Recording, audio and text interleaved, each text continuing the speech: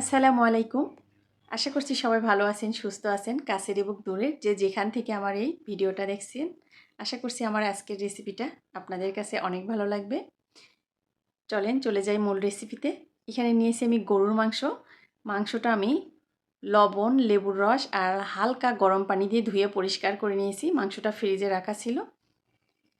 দিয়ে দিব স্বাদ অনুযায়ী লবণ, হলুদের গুঁড়া, মরিচের গুঁড়া আর আস্ত শুকনো মরিচ মাঝখান দিয়ে আমি কেটে নিয়েছি। দিয়ে দিব পেঁয়াজ কুচি।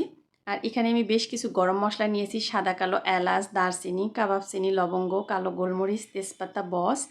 আর এখানে দিয়ে দিলাম আমি জয়ফল, জয়ত্রী আর জিরা বাটা, আদা রসুন বাটা, বাদাম বাটা। দিয়ে দিলাম পেঁয়াজের বেরেস্তা। বেরেস্তার পরিমাণটা একটু বেশিই দিতে হবে, তাহলে এটার টেস্টটা বেশি ভালো হবে। পেঁয়াজের বেরেস্তার যে তেল ছিল ওই তেলের সঙ্গে আরও কিছু সরিষার তেল মিলে টোটাল আমি এখানে 1 কাপ সরিষার তেল দিয়ে দিব। গরুর মাংসে কিন্তু এমনিই অনেক তেল থাকে, অতিরিক্ত তেল দিলে আবার রান্নাটা খেতে কিন্তু অতটা ভালো লাগে না।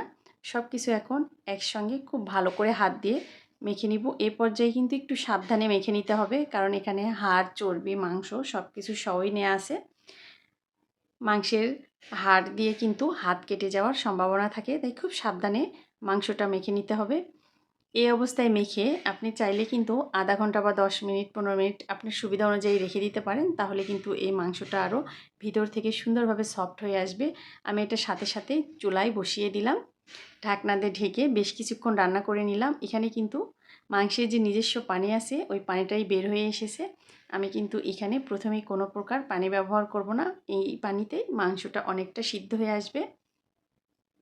আমি মাঝে মাঝে নেড়ে দিব আর ঢাকনা দিয়ে ঢেকে বেশ কিছুক্ষণ রান্না করব। আমার কাছে মনে হয়েছে ঝাল আর লবণের পরিমাণটা একটু কম হয়েছে, তাই আমি আবারও একটু ঝাল আর লবণ দিয়ে দিলাম। আর এখানে আস্ত রসুন দিয়ে দিলাম প্রায় 17-18টার মতো ছোট সাইজের রসুন। মাংসে রসুন দিলে খেতে কিন্তু খুব ভালো লাগে। অনেকে মাংসের ভিতরের এই রসুনটা খেতে অনেক পছন্দ করেন। এই অবস্থায় আমি আবারও বেশ কিছুক্ষণ কিন্তু রান্না করে নিব। চুলার জালটা প্রথম থেকে শেষ পর্যন্ত আমি মিডিয়ামে রেখে রান্নাটা করে নিব। আমি একটু ঝোল রাখবো, তাই এখানে একটু গরম পানি দিয়ে দিব। 1 মগ দিয়ে দিলাম গরম পানি। এই পানিতে মাংসটা কিন্তু একদম সুন্দরভাবে নরম হয়ে আসবে। বেশি মাংস একসঙ্গে রান্না করলে পানি দেওয়ার প্রয়োজন হয় না।